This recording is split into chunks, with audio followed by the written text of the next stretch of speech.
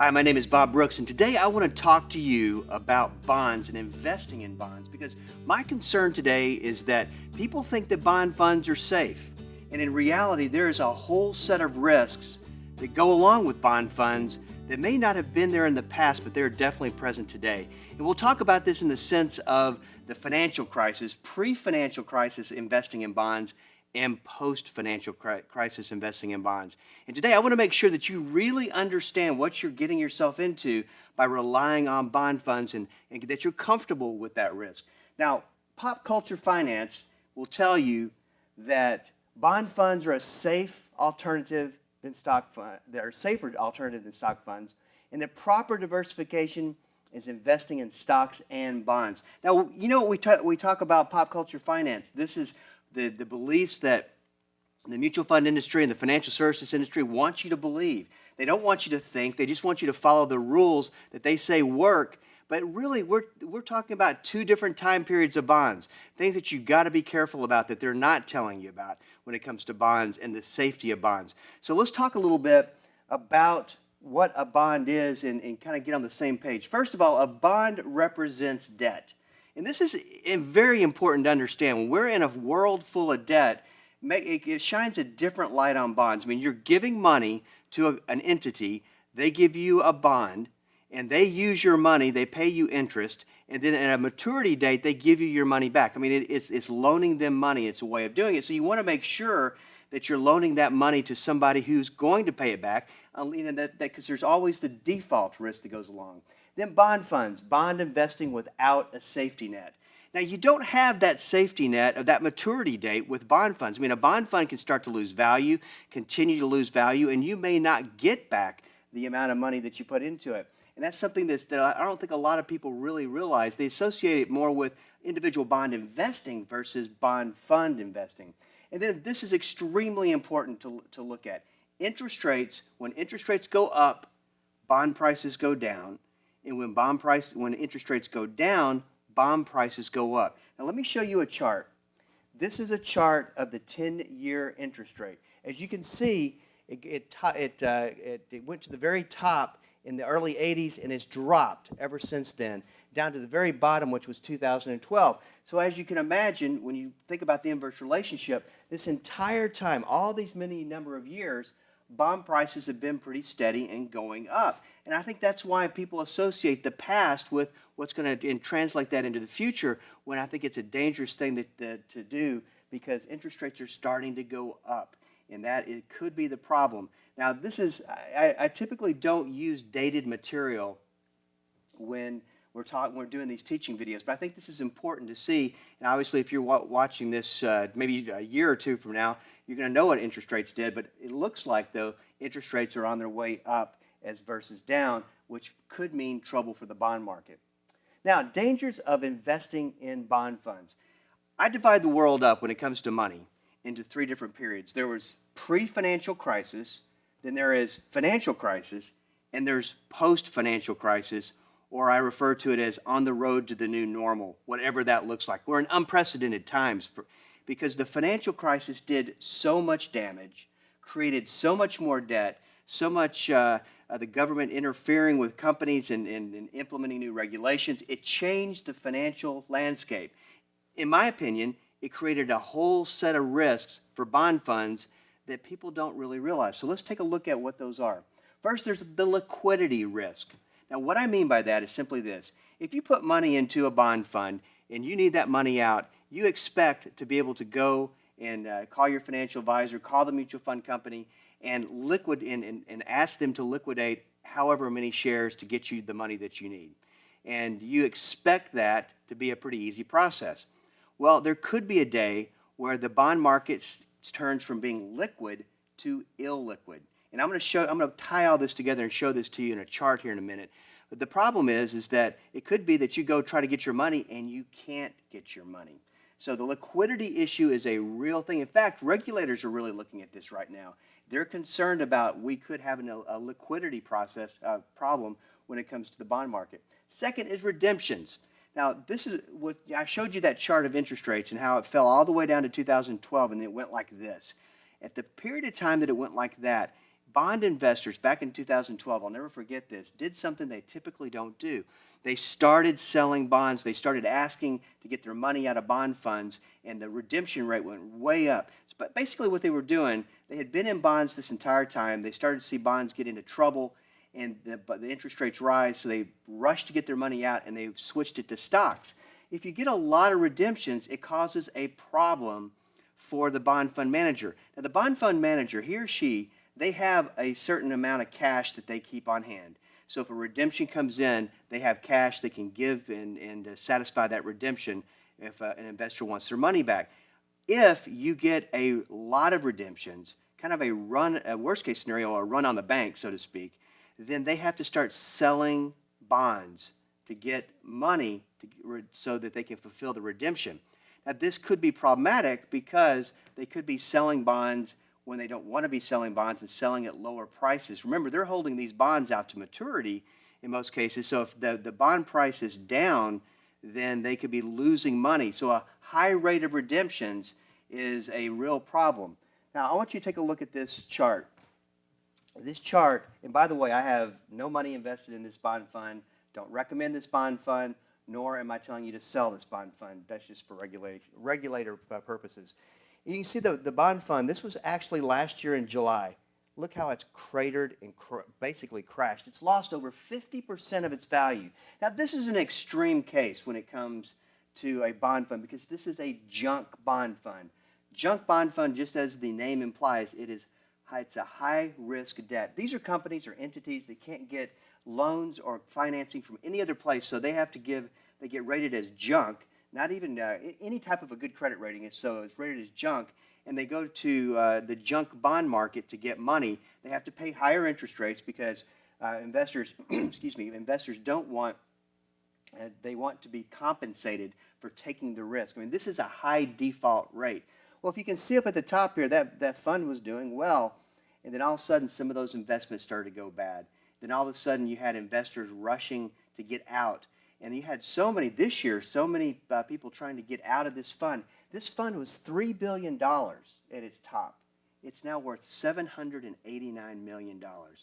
Now think of the unsuspecting people who might have put money in here thinking bond funds were safe, even though it makes no sense to me why you'd put money in a junk bond fund in this environment. But they put money in thinking, I'm going to get that higher yield, that higher interest rate, and look at what has happened. And now, this company has pulled somewhat of an unprecedented move. They said, no more. We're going to block all redemptions. We are going to do an orderly liquidation of this fund. Now, let me tell you what's happening here. Then we're going to translate this into the broader market. In the jump bond market, it's a rough place to be right now. Obviously, with a lot of bonds going into default, risky debt has a real tough time right now, and so these fund managers are getting all these redemptions in, and they're going in to sell bonds that they don't want to sell because they want this amount of money for it because they think this is the value, but buyers are saying, I'm only going to give you this amount of money for it.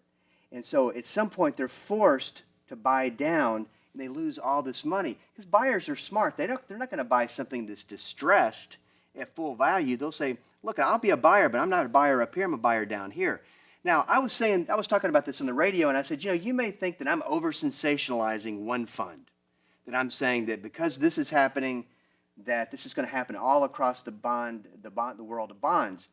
I'm just saying it's a possibility that it could happen because the dynamics are still there. The dynamics are such that any kind of a bond fund, we could have a high rate of redemptions, and it could put in the bond market, the environment of the bond market could be such that bonds are struggling and not doing well because interest rates are going up. And then the buyers are saying, you know what, I won't buy up here, but I'll buy down here. And then it's a domino effect. So I think it could affect the rest of the market. It's a probability. And here's the thing. I'm not trying to take what's happening here. This may be an isolated incident, but it also may be a sign of what's to come.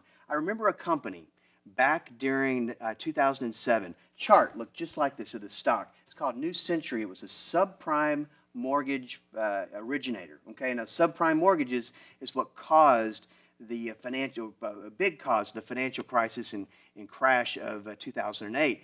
this company went under just like this because of bad subprime mortgages. And at the time, everybody was saying, no, that's an isolated incident. And yet, it was a sign of things to come. So this is just, once again, this paints the picture of what risk is in the bond market and why you need to be careful. Then there's just bad debt. There's a lot of debt that's in the market, so especially in the junk bond market, that can go for a long time being a bad debt and being close to default. It's interesting, if you look at the bonds of Puerto Rico, every quarter where they have to make the every quarter where they have to make the interest rate payment, every quarter they take a big deep breath because they just barely make it. They just barely escape going into default. And so debt can limp along like this, but it has a day of reckoning where it goes into default, and there's a lot of bad debt that is circulating in the system right now. Perception of safety. This could be my biggest concern because I think that people look at bond funds, as I said earlier, as they believe pop culture finance. It's a safe place to be. Bonds are steady. They don't lose money, but they do lose money. They can lose money, and bond funds can lose a lot of money. So the concern of this, linking back to redemptions, is that someone that is very conservative has their money in a bond fund, all of a sudden starts seeing losses accumulate. What do you think they're going to do? Maybe panic? Maybe go and sell that bond fund? You get this on a massive basis, and you have problems. So the perception of safety is a tough one. Yield chasing. Investors are demanding and wanting higher interest rates. Today, in 2015, interest rates are at rock bottom. You can't get anything on a savings account, barely anything in a CD. And so they're chasing yield. And when they do that, they don't really realize they're taking on more risk. And they're going to these bond funds saying, give me 4, 5, 6%, and they don't realize that the risk that they're taking. And then there's the environment. As I said, this is a big risk. We pointed it out earlier. We're in this post-financial crisis environment on that road to the new normal. Interest rates have not budged for a long time. They're about to start going up. And what's that look like? What kind of unintended consequences do we have in a world full of debt, with a lot of that debt being bad? The thing is that you can push a debt situation, a debt crisis, a debt problem off into the future for longer than you can imagine. But someday it has a day of reckoning because that debt has to get resolved. It either goes bad, goes into default, someone loses, or someone pays it back. With the enormous amount of debt that we have in the system right now, it's highly unlikely that it's going to get resolved by people paying it back. I think it will get resolved through default. And then there's guilt by association. With this risk is simply this, that any bond fund kind of gets thrown out, gets sold. It could be a quality bond fund. It could be a bond fund you want to hold on to, but yet all these problems in the bond fund market, and you say, well, that bond fund must be bad too, and it gets guilt by association, and it gets sold. I had someone call me the other day when they were listening to a story about this junk bond, that bond fund that was going under and the problems in the junk bond market, and the question was not, do we own any junk bonds or junk bond funds? The question was, do we own any bond funds? You see, the perception is that guilt by association, that any kind of a bond fund is a bad place to be. So it's going to be interesting to see. And of course, if you're watching this way down the road, you'll know what has happened. But it will be interesting seeing it does spell risk for anybody who's holding it. So what should you look for? I'm not saying don't go invest in bond funds. I'm just saying know your risks before you go into it. Just like with any investment, you need to be smart and be prudent with the understanding of what is the risk that you face with these funds. So there's basically three things. Obviously, credit quality. I would not invest into anything that had a low credit quality. Every bond has a credit rating, or it's a junk bond. And so I would only go with highly rated credit quality bonds in any type of bond fund. Number two, the type. Kind of goes along with credit. I would stay, personally, and I'm not giving this as a recommendation. There's no advice being given here. I would stay away from junk bond funds. I would stay away from high yield funds. I would stay away from municipal bond funds. I can't think of a bigger train wreck in some of these states that are barely limping along and so close to default. And I'm just surprised we haven't seen it yet. So be real careful about the type. I would only go with very high quality, corporate type bond funds that you have a good chance of them paying back their money and paying their interest and no default risk. or little default risk. Then duration. Bond funds have a maturity. They start here, then bonds, have a maturity. So they start here and they go out to here where they mature. The longer the maturity, the bigger the risk when interest rates are rising. So you want a shorter maturity, so you can look for that in a bond fund as well. So here's the bottom line when it comes to bonds. You've got to look at bonds from two different time periods and not confuse them. There's pre-financial crisis bond fund investing and there's post-financial crisis bond fund investing. They're two totally different environments, and there's a whole set of risk associated with post-financial crisis investing that you need to be aware of. Once again, I'm not saying don't invest in bonds. I'm just saying be aware of the risks, be aware of what could happen so that you're comfortable with it and you're not perceiving these to be a safe investment. You're perceiving these to be a sound investment because you understand the pros and the cons.